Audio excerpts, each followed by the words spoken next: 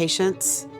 This business takes a lot of patience, professionalism, and just be kind to everyone that they come in contact with as well as themselves.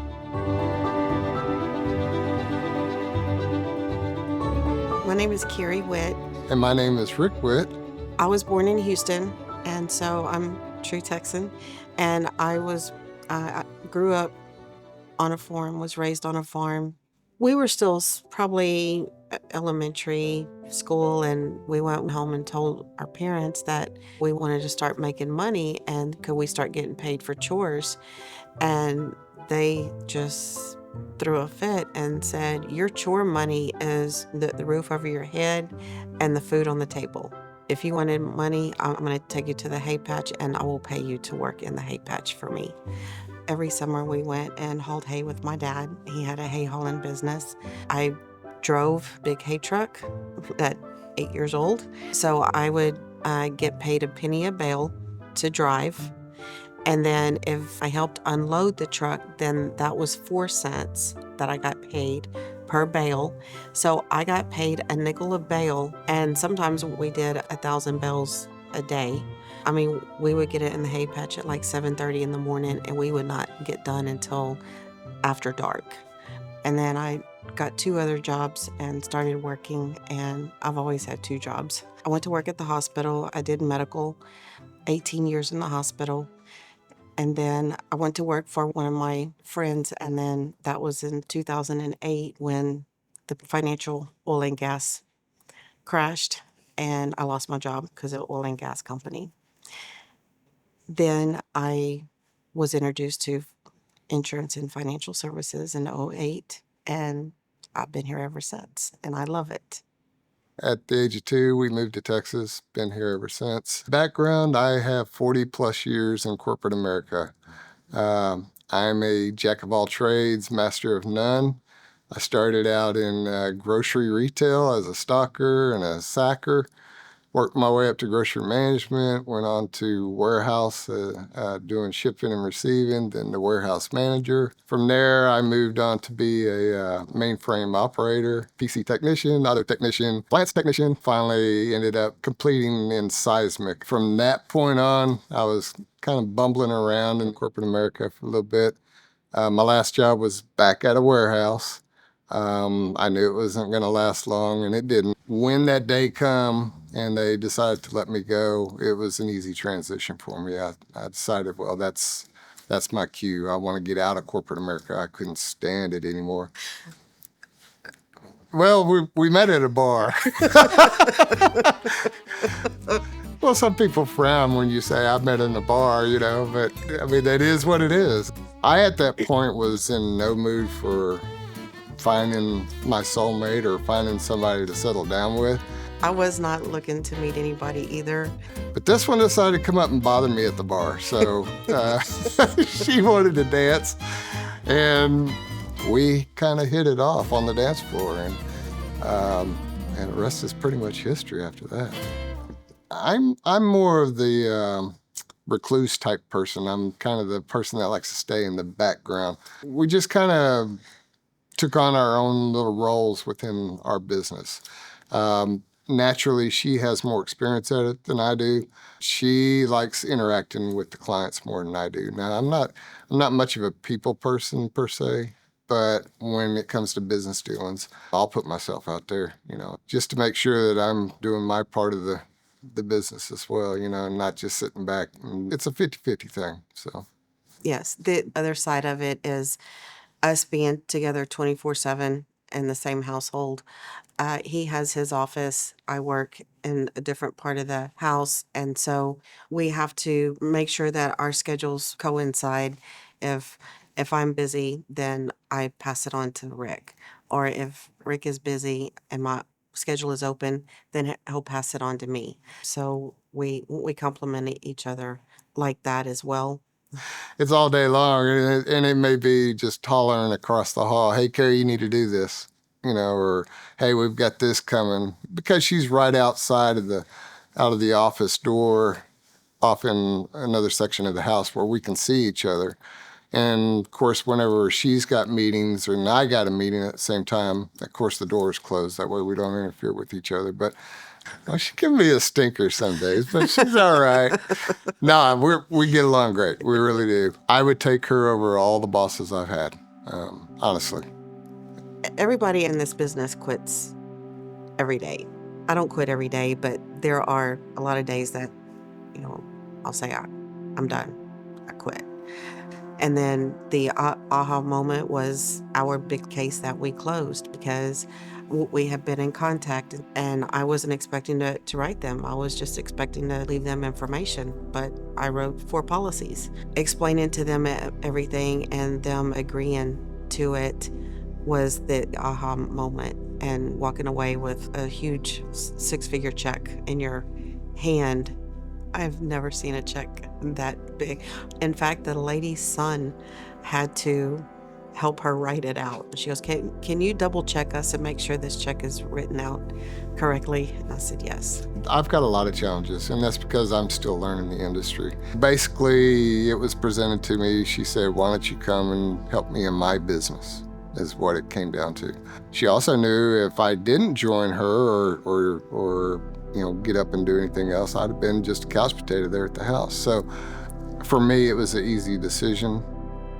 It was easy to transition into because I've already seen some of the inner workings of how the meetings are conducted, the way that you go about presenting illustrations to the customer, just kind of learning about the industry in itself.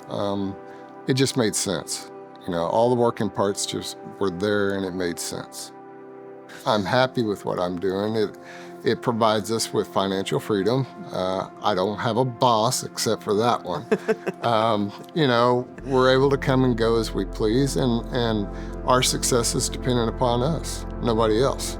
There is no alternative. This is where I'm at. This is where I want to be. This is where I want to make my home and go forward. So, one of the toughest clients that I had, I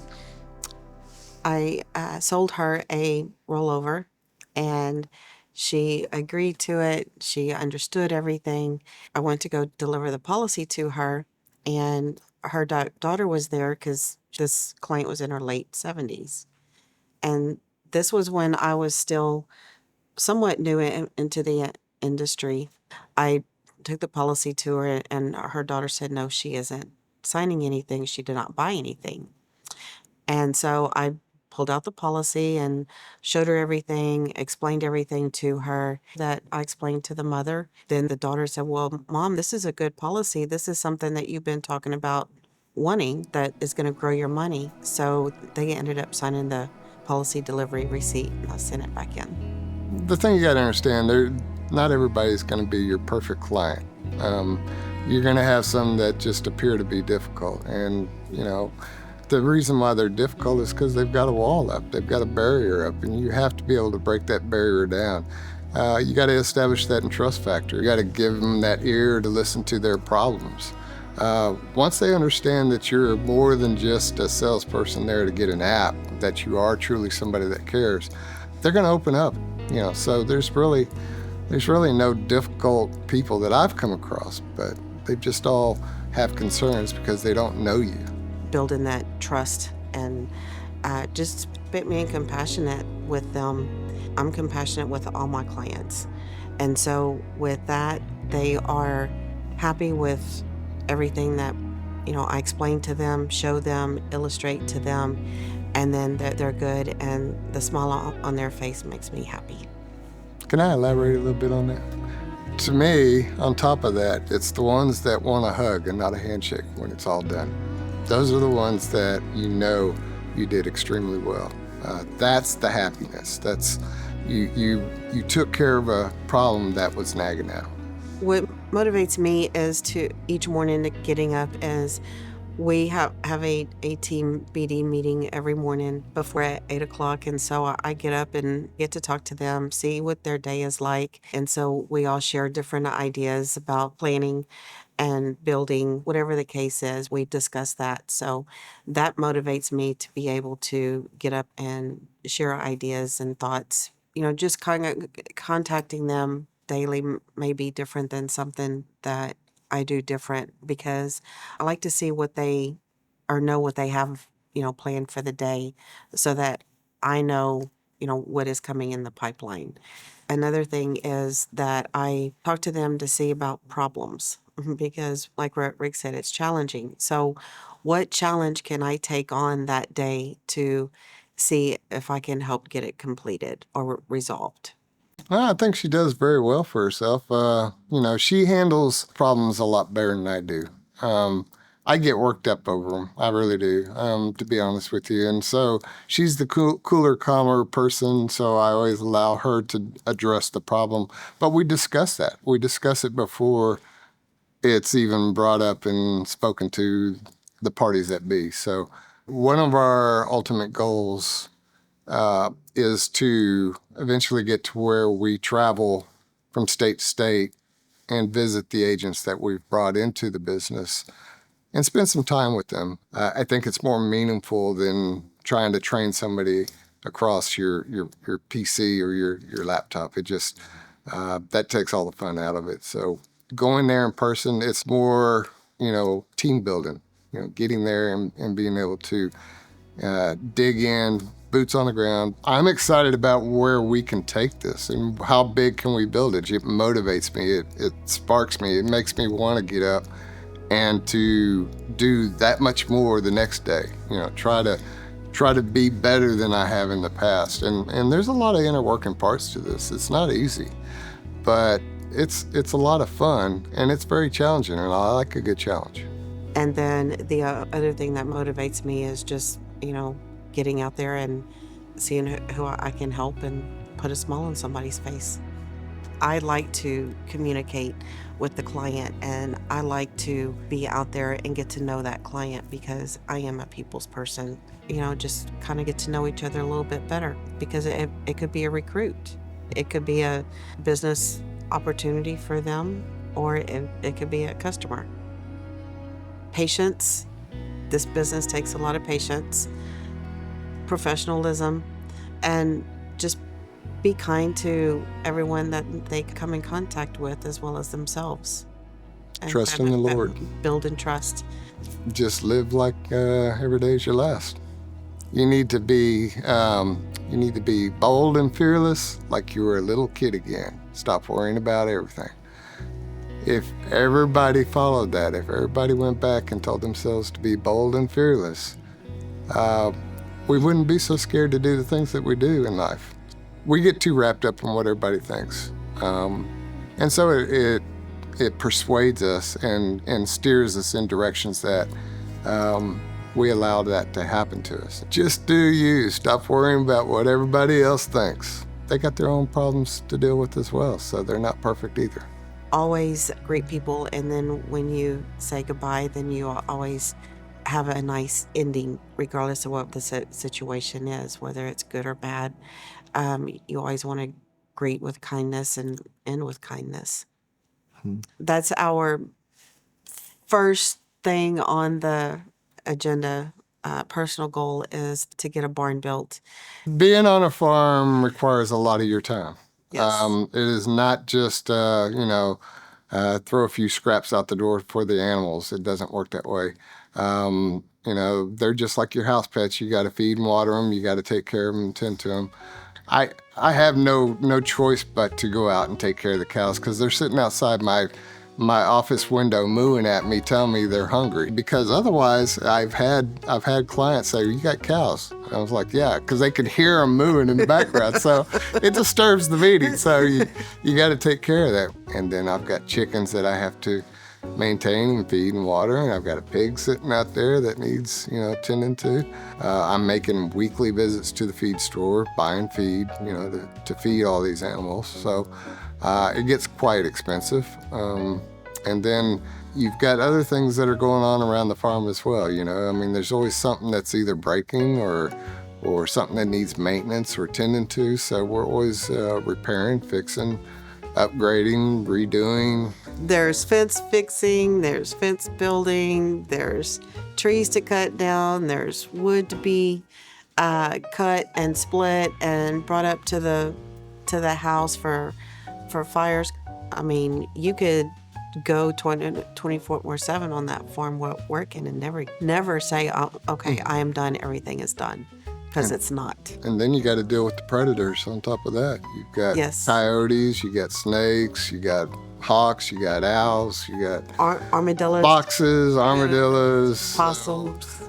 Right now we're being overrun with gophers. There's gophers digging up all over the property. So, yeah, it's an adventure. It's every day's a new day, and so there's a lot that has to be done. It's a life that I would never give up, though. We'd like to, be self-sufficient, if we ever had to be. The farm life, if the farm went away, you haven't lost everything, as long as you still have the business. The business is what's going to keep the farm around. And if I was to lose the farm tomorrow, I can go buy another farm later, so the business is important. And then, but business goal is to, of course, earn more equity and build this business when I get all the way up to the top. That's the goal. It's got to be the goal. That's the goal. Just focus on the future. Don't focus on the past. When you focus on the past, you're bringing yourself back down. That's what got me through my rough times. When I said I quit almost every day, I'd take a break, get back to my computer, and I just get on it and stay focused on the future. And we each have our own vision board. So they really do work. I've got this real nice house that I've got pictured there. It's a multi-million-dollar home. That is one of our ultimate goals to achieve. We eventually want to leave our place to our kids, but we want to move further out towards the western part of the state and be out in the hill country. And that's the only thing left on his vision board. He's gotten everything else. On my vision board, of course, I have all the rings for OIC. So we have one of the rings that we can take off now. Equity, that's on our vision board. Earned it for the first time, but we want to earn more. I want to have BDs in every state. And our one new goal is I am working with a realtor to open up an office in a small town that has no insurance office in it at all. There's a lot of other stuff in that town, but one thing that's missing is an insurance office. That's mine. So, business expansion.